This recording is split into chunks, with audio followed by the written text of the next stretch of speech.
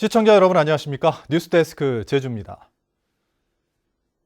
제주 지역 어린이집의 불량 급식 문제가 전국적으로 공분을 산 가운데 제주도가 어린이집 주방에 CCTV를 달아 감시 시스템을 가동하기로 했습니다. 하지만 행정이 점검을 부실하게 해오다 뒤늦게 CCTV로 해결하려 한다는 불만들이 나오고 있습니다. 김항석 기자의 보도입니다. 달랑 두부 한 조각이 들어간 멀건 국. 반찬도 없이 국에 만밥. 대부분 아기 엄마들이 회원인 온라인 커뮤니티에는 온종일 불량급식 이야기로 들끓었습니다. 어린이집 급식 관련 글마다 댓글이 줄줄이 달리고 명단을 당장 공개하라는 요구도 빗발쳤습니다. 그렇게 해서 나오니까 좀 기분 나쁘죠. 화도 나고. 어느 어린이집인지 좀 공개가 됐으면 좋겠어요. 제주 지역 불량급식 소식이 전국적인 공분을 사자 제주도가 대책 마련에 나섰습니다. 먼저 자치경찰과 위생부서, 보육부서로 합동조사반을 편성해 신고가 접수된 어린이집 30곳을 특별 점검하기로 했습니다. 또 모든 어린이집 주방에 CCTV를 설치해 식단표와 실제 급식 메뉴가 같은지 확인할 수 있도록 하고 어플리케이션을 개발해 실시간으로 급식 정보를 제공할 방침입니다. 아이들이 먹이는 것이 제대로 연결이 되는 부분까지를 점검하는 부분을 아예 어린이 급식관리지원센터의 목적 사업으로 넣어서 인력과 예산을 거기에 투입을 해서. 하지만 보육교사나 어린이집에서는 근본적인 문제를 해결하기에는 한계가 있다고 지적합니다. 구조적인 문제, 또 원장들의 먼저 자성이 있지 않은데 CCTV만 달아서 해결될 거라고 생각하면 조리사의 인권 문제나 기존에 하던 점검부터 내실을 기하라는 쓴소리도 나옵니다. 행정시가 해마다 정기 단속을 통해 급식비 영수증 등을 확인하고 있지만 최근 3년간 부실급식으로 적발된 사례는 없었고 현장 점검 역시 사전에 통보하고 이루어지기 때문입니다. 일단은 저희가 급식 일지라든가 그런 거를 확인을 해서 하고는 있습니다. 현장을 가서 그 시간대 기다리지 않는 이상은. 무엇보다 아이 건강을 볼모 삼아 이윤을 추구한 일부 어린이집들의 모렴치가 문제지만 행정의 형식적인 점검과 관리가 불량급식으로 이어졌다는 비난도 피하기는 어려워 보입니다. MBC 뉴스 김항섭입니다. 4.3 특별법 개정안이 이르면 다음 주 초 21대 국회에 발의됩니다. 더불어민주당 오영훈 의원실에 따르면 4.3 특별법 개정안은 현재 법제처 심의를 마치고 오는 27일 발의될 예정입니다. 민주당을 비롯해 정의당 등이 공동 발의에 참여했지만 아직까지 미래통합당은 참여하지 않은 것으로 알려졌습니다. 이번 4.3 특별법 전부 개정안에는 보상 대상과 규모 등이 구체화됐고 일반 재판 전과 기록을 삭제하는 명예회복 조항이 신설됐습니다. 도내 첫 코로나19 3차 감염자인 26번 확진자의 오락가락한 진술로 밀접 접촉자 수가 또 변경되는 등 방역 정보가 잇따라 바뀌면서 혼선이 커지고 있는데요. 해당 지역 주민들은 정확하지 않은 정보에 감염이 우려된다며 이틀째 자녀들의 등교를 거부하고 인근 상인들은 피해를 호소하고 있습니다. 이소영 기자입니다.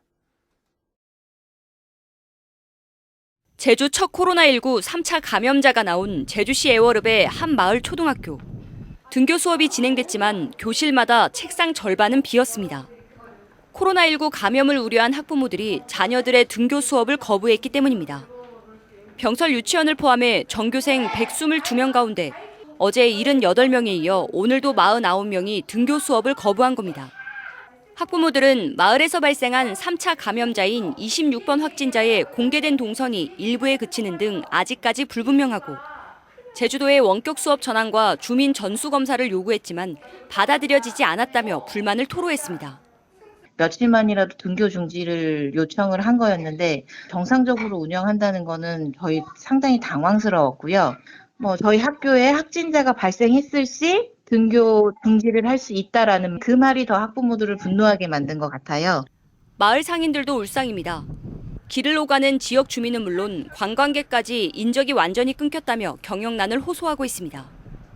제주 26번 확진자가 다녀간 은행은 소독을 거친 뒤 정상 영업에 들어갔는데요. 하지만 코로나 여파로 인근 상가마다 손님들의 발길이 끊기는 등 피해를 보고 있습니다. 동네 사람들은 거의 한 4, 50명 이상 평균 왔다 가는데 한 어저께 7명 정도 왔다 갔나? 그 정도예요. 이런 상황에 제주도는 26번 확진자의 방역 정보를 또 수정해 발표했습니다.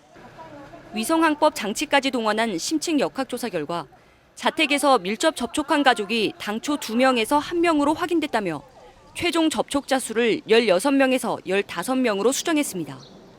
제주도는 진술을 번복하며 동선 파악에 혼선을 준 26번 확진자의 고의성 여부를 조사해 고발을 검토하겠다고 밝혔지만 잇따른 방역정보 혼선에 주민들의 불안감은 더 커지고 있습니다.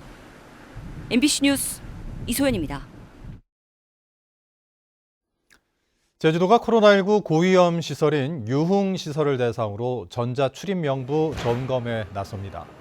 제주도는 유흥주점과 단란주점, 클럽 등 도내 유흥시설 1,100여 곳을 점검해 전자출입명부를 도입하지 않았거나 수기 작성을 제대로 하지 않으면 즉시 시정명령을 내리고 2회 적발되면 집합금지명령과 고발 조치하기로 했습니다. 또 전자출입명부를 부실하게 관리한 제주시 한림읍 호박 유흥주점 업주를 고발하고 26번 확진자도 고의성 여부를 조사한 뒤 고발을 검토할 계획입니다. 6월 초부터 시작된 장마가 벌써 한 달 넘게 이어지고 있는데요. 감귤 농가에서는 병해충 발생이 크게 늘면서 비상이 걸렸습니다. 김찬영 기자입니다. 서귀포시의 한 감귤밭입니다. 잎에 누런 반점들이 곳곳에 찍혀 있고 열매에도 노란 덩어리가 여드름처럼 뒤덮여 있습니다. 세균 기생으로 생기는 궤양병인데 지난달 초부터 급속히 번지고 있습니다. 근데 뭐 계속 번져가지고 내가 감당을 못하겠어요. 그래가지고 앞으로 뭐 한 번이나 2번 정도 더 쳐봐가지고 뭐 안 되면은 뭐 포기를 해야죠 뭐. 서귀포 농업기술센터가 지난 16일 노지감귤 예차를 벌인 결과 궤양병 발생량은 9.2%로 작년보다 5%포인트 증가했고 지난해 전혀 발생하지 않았던 귤굴라방도 조사 대상 묘목 중 6.1%에서 관측됐습니다. 평균 기온이 예년보다 1도 가까이 높아졌고 비 오는 날이 많아지면서 병해충 확산 속도가 빨라진 것으로 분석됩니다. 지난달 10일부터 시작된 장마는 벌써 44일을 넘기며 지난 2009년 이후 가장 긴 장마를 기록하고 있습니다. 특히 다음 주까지 장마가 이어질 것으로 예보되면서 이제는 검은점 무늬병까지 걱정해야 하는 상황입니다. 지금 장마 기간이 길어지면서 검은점 무늬병이 문제가 되고 있습니다. 이거 같은 경우는 앞으로 비 오기 전에 비가 개면은 날씨가 좀 좋다 하면은 방제를 꼭 해주시기 바라며 지난해 가격 폭락으로 속이 탔던 감귤 농가들이 올해는 긴 장마로 병해충이 찾아오면서 벌써부터 걱정이 앞서고 있습니다. MBC 뉴스 김찬년입니다.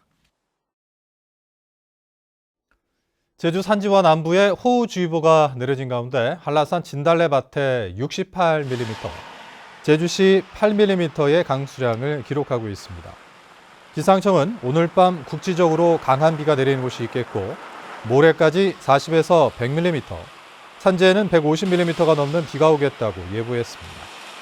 제주도 전역에 강풍주의보가 내려진 가운데 김해에서 제주로 오던 항공기 한 편이 낙뢰를 맞아 지연됐고 한편은 강풍으로 착륙을 포기하고 김해공항으로 회항하기도 했습니다.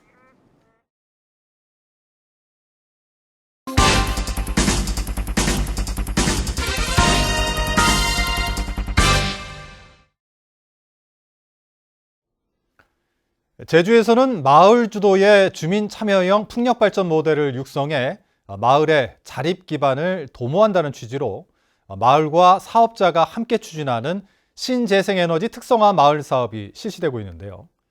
하지만 실제 사업을 들여다보니 이 마을이 아닌 민간 사업자가 지분 100%를 소유해 논란이 일고 있습니다. 박주영 기자가 취재했습니다. 에메랄드빛 바다를 배경으로 돌아가는 3메가와트급 풍력 발전기. 월정리 마을회와 민간 사업자가 지난 2013년 공동대표로 법인을 만들어 신재생에너지 특성화 마을 사업으로 설립해 가동을 시작했습니다. 하지만 설립 당시 마을회가 51%, 민간 사업자가 49%를 소유했던 지분은 다음해 50대 50으로 변경됐고 2016년에는 민간 사업자 100% 소유로 바뀌었습니다. 마을회와 민간 사업자가 공동으로 설립한 월정풍력발전 주식회사가 풍력발전기 건설비 75억 원을 금융기관에서 대출받았는데 2016년 마을회가 보유한 주식 지분 50%를 사업자에게 넘기면서 사실상 민간 사업자의 단독 소유가 된 겁니다. 마을회가 풍력발전기의 고장이나 화재 등 문제가 발생할 경우에 책임을 져야 하는 상황을 우려해 지분을 사업자에게 넘겼기 때문입니다. 우리는 걱정돼서 무상으로 사업자에게 주식을 다 줬습니다. 저는 사업자에게 이 사업을 대해서 어떻게 운영되는지 물어봐도 말도 안 하고 서로도 안 주고 있습니다. 마을회가 뒤늦게 주식 지분을 돌려받으려 했지만 민간 사업자는 현재 시가로 주식을 다시 사갈 것을 요구하는 상황. 민간 사업자는 사업 초기 마을에 자본금을 빌려줬고 빌려준 금액을 주식으로 돌려받은 것이라며 문제가 없다고 밝혔습니다. 하지만 신재생에너지 특성화 마을 사업 관련 규정에 따르면 마을이 직접 운영하는 사업이어야 합니다. 충분히 사업 취소 사유가 될 수 있다고 봅니다. 이 사업 자체가 지구지정 단위에 대해서 마을에 주는 인센티브였거든요. 그런데 마을 소유 재산권이 사업자한테 100% 넘어간 상태이기 때문에 이에 대해 제주도는 소유 지분과 관계없이 해마다 민간 사업자가 풍력발전 수익 8천만 원을 마을회에 지급하고 있다며 문제가 없다는 입장입니다.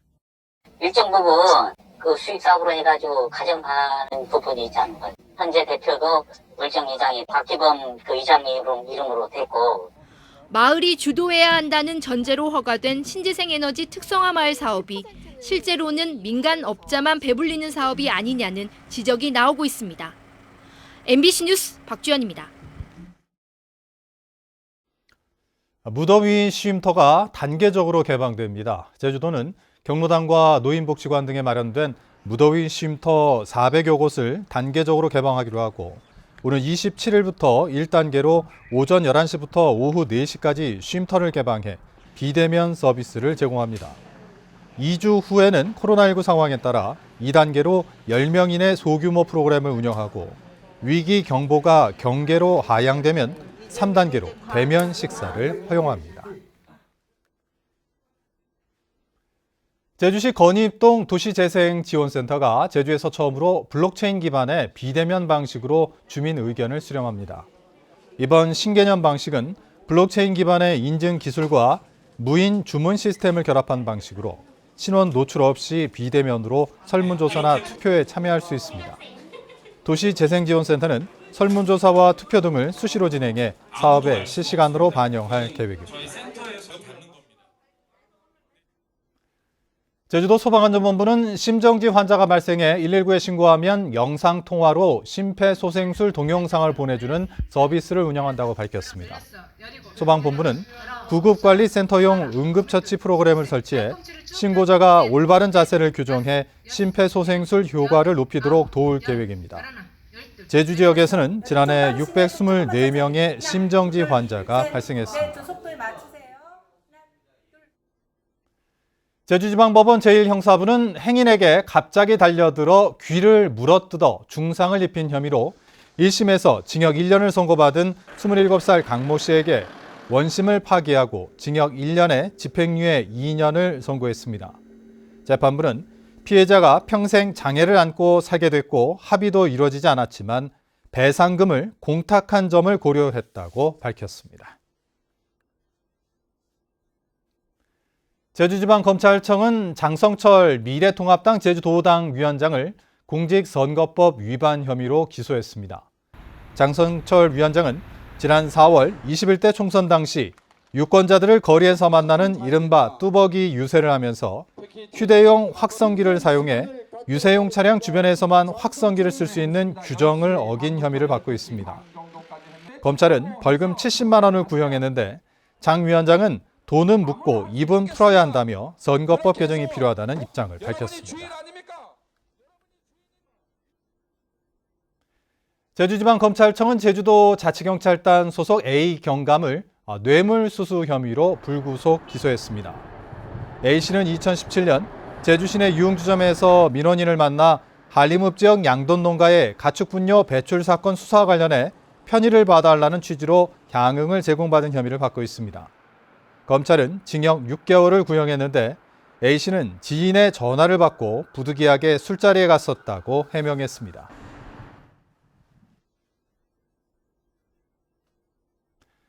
이상으로 뉴스데스크 제주를 마칩니다. 시청해주신 여러분 고맙습니다.